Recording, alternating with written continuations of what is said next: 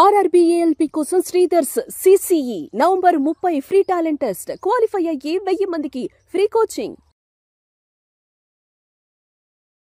Welcome to Suman TV. నేను మీ Suman TV. నాకు చాలా మంది ఎగ్జామ్స్కి వెళ్ళేటప్పుడు తీసుకోవాల్సినటువంటి జాగ్రత్తలు ఏంటి? అరే ఎగ్జామ్స్కి వెళ్ళేటప్పుడు ఎలాంటి జాగ్రత్తలు తీసుకోవాలో మాకు తెలీదా, దాని మీద కూడా వీడియోనా అనుకునేటువంటి వాళ్ళు ఉంటారు. దాని మీద కూడా వీడియో ఉంటుంది.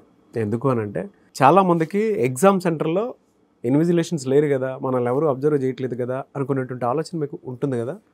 లేదు, ఎవ్రీథింగ్ అబ్జర్వేషన్లోనే ఉంటుంది. మనం చేసేటువంటి చిన్న చిన్న మిస్టేక్సే మనల్ని జైలు వరకు పంపించేటువంటి అవకాశం ఉంటుంది. కాబట్టి వీడియో మొత్తం పూర్తిగా చూడండి. గవర్నమెంట్ ఆస్పిరెంట్స్ ఎవరైతే ఉంటారో ఎందుకు ఈ వీడియో చేస్తున్నాం అనేటువంటి దాని మీద మీకు ఒక పర్టికులర్ అవగాహన వస్తుంది. సో అది ఏ ఎగ్జామ్ అయినా సరే, రేపు జరగబోయేటువంటి ఐబీపీఎస్ ఎగ్జామ్స్ అయినా సరే ఎలా కేర్ తీసుకోవాలనేది ఈరోజు మనతో పాటు శ్రీధర్ సిసి నుంచి శ్రీధర్ గారు ఉన్నారు. వారి మాట్లాడే తెలుసుకుందాం. Hello sir. Hello sir. Exams యాక్చువల్గా గవర్నమెంట్ ఆస్పిరెంట్ అంటే దానికి తగ్గట్టే మైండ్ సెట్ ఉండాలి. కానీ కొన్నిసార్లు ఏమవుతుందంటే ఎగ్జామ్ సెంటర్కి వెళ్ళిన తర్వాత పక్కన ఆన్లైన్ ఎగ్జామ్ కదా, ఏమవుతుందిలే, ఎవరు మనల్ని అబ్జర్వ్ చేస్తారులే అనుకున్న ఆలోచనతో ఇద్దరు స్టూడెంట్స్ ఏం చేస్తారంటే ఒక అండర్స్టాండింగ్కి వస్తారు. ఫస్టే ఎగ్జామ్ బిఫోర్ ఒక అండర్స్టాండింగ్ వస్తారు. ఒక సెక్షన్ నువ్వు, ఒక సెక్షన్ నేను కవర్ చేసుకుందాం అని చెప్పేసి అనుకుంటుంటారు. అక్కడే చేసేటువంటి అతిపెద్ద మిస్టేక్. అక్కడి నుంచే మిస్టేక్ స్టార్ట్ అవుతూ ఉంటాయి. కానీ వాళ్ళకి తెలియదు మన చుట్టూ ఇన్ని క్యాంప్స్ ఉన్నాయి, ఎంత అబ్జర్వేషన్ ఉంది అనేటువంటి విషయం అర్థం కాదు. ఎలా చెక్ చేస్తారు, వీళ్ళు కూడా ఏ విధంగా బిహేవ్ చేయాలి ఎగ్జామ్ సెంటర్కి వెళ్ళే ముందు? రైట్ అండి. అసలు ఫస్ట్ ఎగ్జామ్కి వెళ్ళేటప్పుడు డాక్యుమెంట్స్ ఏమేమి కావాలనే దాని దగ్గర నుంచి స్టార్ట్ చేద్దాము. ఓకే. హాల్ టికెట్, ప్రిలిమినరీ అయితే ప్రిలిమినరీ హాల్ టికెట్, 2 ఫోటోగ్రాఫ్లు, నెక్స్ట్ మన ఆధార్ కార్డు ఒరిజినల్, దాంతోపాటు దాని యొక్క జిరాక్స్. మెయిన్స్ ఎగ్జామ్కి వెళ్ళేటప్పుడు ప్రిలిమినరీ ఎగ్జామ్ యొక్క హాల్ టికెట్ మీద వెరిఫైడ్ స్టాంప్ వేసి ఉంటారు. అది, దాంతోపాటు ఆ రోజు వెరిఫై చేసినటువంటి Aadhaar card xerox, next mains hall ticket, ఈ కంపల్సరీగా తీసుకెళ్ళాలి.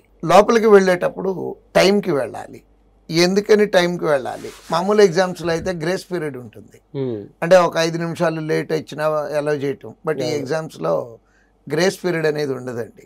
టైంకి ఆన్ డాట్, అంటే దాంట్లో ఎంట్రీ టైం ఉంటుంది. ఆ ఎంట్రీ ఎంతవరకు ఇస్తారనేది కూడా హాల్ టికెట్లో మెన్షన్ చేస్తారు. ఆ మెన్షన్ చేసిన టైంని సీరియస్గా ఫాలో అవ్వాల్సిందే.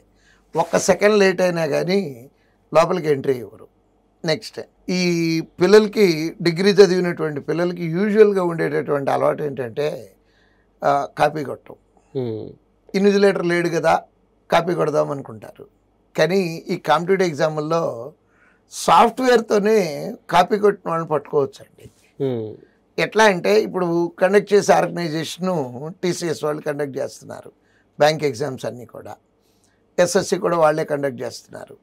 ఆ సాఫ్ట్వేర్లో నా నాలెడ్జ్ ప్రకారం దాదాపు 15-16 చెక్లు ఉన్నాయండి.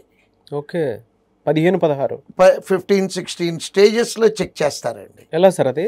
ఎట్లా అంటే ఫస్ట్ ఎగ్జామ్ జరిగింది, ఇండియా మొత్తం ఎగ్జామ్ జరిగింది, సేమ్ మార్కులు వచ్చిన వాళ్ళని బయటికి తీస్తారు. కరెక్ట్లు, ఇప్పుడు ఫర్ ఎగ్జాంపుల్ మన ఇద్దరమే ఎగ్జామ్ రాసాము, మన ఇద్దరికే సేమ్ మార్క్స్ వచ్చినాయి అనుకోండి. సేమ్ మార్కులు వస్తే మీ కరెక్ట్లు ఏంటి, నా కరెక్ట్లు ఏంటి, మీ తప్పులేంటి, నా తప్పులేంటి, ఎగ్జాక్ట్గా మ్యాచ్ అయినాయి అనుకోండి. మ్యాచ్ అవ్వకపోతే వదిలేస్తారు. మ్యాచ్ అయినాయి అనుకోండి, ఏ ఊళ్ళో ఎగ్జామ్ రాశారనేది చూస్తారు. వేరు ఊళ్ళలో రాశాము, వదిలేస్తారు. సేమ్ ఊళ్ళోనే రాశాము, ఏ ల్యాబ్లో రాశారు. నెక్స్ట్, వేరు ల్యాబుల్లో రాశారు, నో ఇష్యూ. సేమ్ ల్యాబ్లోనే రాశారు, సీటింగ్ చెక్ చేస్తారు. వీటితో పాటు మీరు పెట్టిన దాన్ని తర్వాతే ప్రతి క్వశ్చన్కి ఆన్సర్ నేను పెట్టాను అనుకోండి, అంటే నేను మీ దాంట్లో కాపీ కొట్టినట్టు ప్రూవ్ అవుతుంది. సీసీ కెమెరా ఫుటేజ్ తీస్తారు. దీన్ని ఐబీపీఎస్ వాళ్ళు ఈరోజు వరకు సీరియస్గా తీసుకొని కేసు పెట్టి ఇంప్లిమెంట్ చేయలేదు కానండి, ఆ ఎగ్జామ్ వరకు బార్ చేస్తున్నారు ఇట్లా పట్టుకున్నటువంటి ఏమన్నా ఉంటుంది. ఓకే. బట్ నోటిఫికేషన్లో ఇచ్చిన రూల్ కనుక ఫాలో అయితే 7 years బార్ చేయడంతో పాటు ఎగ్జామినేషన్ నుంచి క్రిమినల్ ప్రొసీజర్ కూడా స్టార్ట్ చేయొచ్చండి, మాల్ ప్రాక్టీస్ కింద. మనం ఈ ఇంటర్వ్యూ జరుగుతానికి ఎగ్జాక్ట్గా 1/2 hour ముందు ఓ స్టూడెంట్ వచ్చాడు. ఐబీపీఎస్ నుంచి షోకాజ్ నోటీస్ వచ్చింది సార్ నాకు అనుకుంటా. షోకాజ్ నోటీస్ అంతా చదివితే క్లియర్గా ఇప్పుడు మనం మాట్లాడుకున్నాయి, అంటే ఏ క్లాస్ కింద అతన్ని బుక్ చేశారు అనేది ఆ షోకాజ్ నోటీస్లో క్లియర్గా మెన్షన్ చేశారండి. Mall practice. నేను అడిగాను కూర్చోబెట్టి, ఏం జరిగింది, నాకు అబద్ధం చెప్పకుండా నిజం చెప్పు అని చెప్పి అడిగితే, సార్ నేను కాపీ కొట్టలేదండి, నా పక్కనోడు నిమిషానికి నా దురదృష్టం కొద్దీ మేము చదువుకున్న బ్యాచ్, ఏ బ్యాచ్లో అయితే చదువుకున్నానో నాకు దగ్గరలో కూర్చున్నటువంటి స్టూడెంటే నా పక్కన వచ్చాడు. మొదటి నుంచి నన్ను అది చెప్పు ఇది చెప్పు ఇది చెప్పు అది చెప్పు అంటే నేను ఇట్లా నన్ను అడగమాకు నేను చెప్పను అని చెప్పు అంటూ నేను ఒక్క బిట్ కూడా ఇంటెన్షనల్గా చూపించలేదు. బట్ అతను పక్కన కూర్చొని నా దాంట్లో కాపీ కొట్టి రాశాడండి. ఇద్దరికీ షోకాజ్ నోటీస్ వచ్చింది. దీనికి ఏ రకంగా ఆన్సర్ చేయాలి అనుకుంటూ ఈ ఇంటర్వ్యూకి జస్ట్ 10 నిమిషాల ముందు వచ్చి వెళ్ళాడండి. అంటే మనం కాపీ కొట్టం కాదు, మన దాంట్లో ఎవడు కాపీ కొట్టకుండా కూడా చూసుకోవాల్సిన బాధ్యత మనకుంది.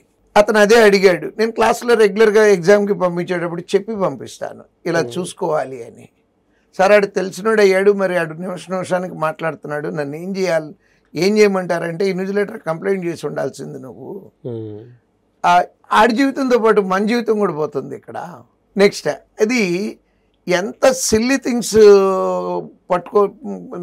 పట్టుకోవచ్చు అంటేనండి, యూజువల్గా రఫ్ షీట్లు ఇస్తారు అందరికీ. రఫ్ షీట్లు మనం పట్టుకెళ్ళకూడదు, వాళ్ళే ఇస్తారు రఫ్ షీట్లు. అవును.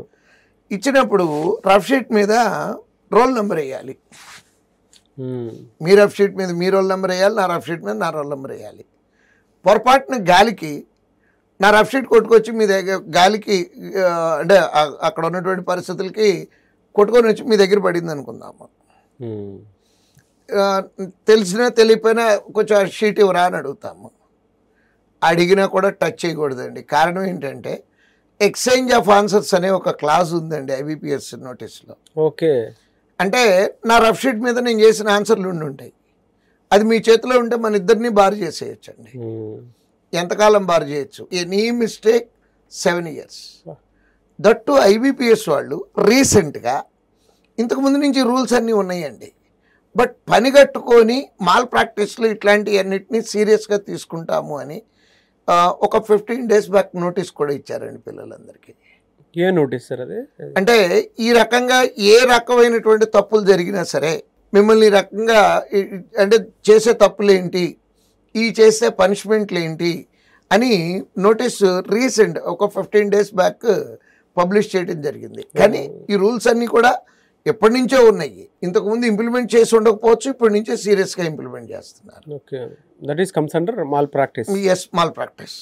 Mall practice in the sense 7 years bar. 22 సంవత్సరాల పిల్లోడిని 7 ఏళ్ళు బార్ చేశారంటే 29 ఏజ్ అయిపోయింది. ఇంకా క్రిమినల్ ప్రొసీజర్ కూడా స్టార్ట్ చేయొచ్చండి. బట్ ఇప్పుడు వరకు అయితే నా అనుభవంలో బార్ చేయటం కొన్ని చూసాము, షోకాజ్ నోటీస్ ఇచ్చి ఆ ఎగ్జామ్ ఆపేయటం చూసాము. బట్ క్రిమినల్ ప్రొసీజర్లు అయితే ఇంతవరకు చూడలేదు. బట్ అది కూడా చేస్తాము సీరియస్గా అని చెప్పి మొన్న ఐబీపీఎస్ వాళ్ళు ఇచ్చినటువంటి నోటీసులో ఉందండి. అందుకని నేను విద్యార్థులకు ఇచ్చే సలహా ఏంటంటే, మనం కాపీ కొట్టడం కాదు, మన దాంట్లో వేరే వాడు కాపీ కొట్టకుండా కూడా చూసుకోవాల్సినటువంటి బాధ్యత మనకు. మీరు ఇలా మాట్లాడుతుంటే భయంగా అనిపించింది ఒకటే సరే. అంటే స్టూడెంట్ ఏజ్లో ఉన్నప్పుడు మనకేం అర్థం కాదు, కానీ చేసే మిస్టేక్ ఆ సరౌండింగ్లో, అంటే ఆ సర్కమ్స్టాన్సెస్లో ఎగ్జామ్కి ముందు ఇద్దరు ఒక మాట అనుకొని ఎగ్జామ్స్ రాసేటప్పుడు ఎవరో మనల్ని అబ్జర్వ్ చేయట్లేదు అనుకునేటువంటి వాళ్ళు ఎక్కువ మంది ఉంటారు. అని మీరు చెప్పిన తర్వాత అర్థమైంది, ఇన్విజిలేటర్ అవసరం లేదండి పట్టుకోవడానికి, టెక్నాలజీ ఉంది వాళ్ళు. Yes, true sir. నేవే sir, thank you so much. ఎందుకంటే ఎగ్జామ్స్కి బిఫోరే ఈ వీడియోని మీరు మాకు ఇస్తున్నందుకు we are very happy. Thank you so much Sridhar sir. Thank you అండి.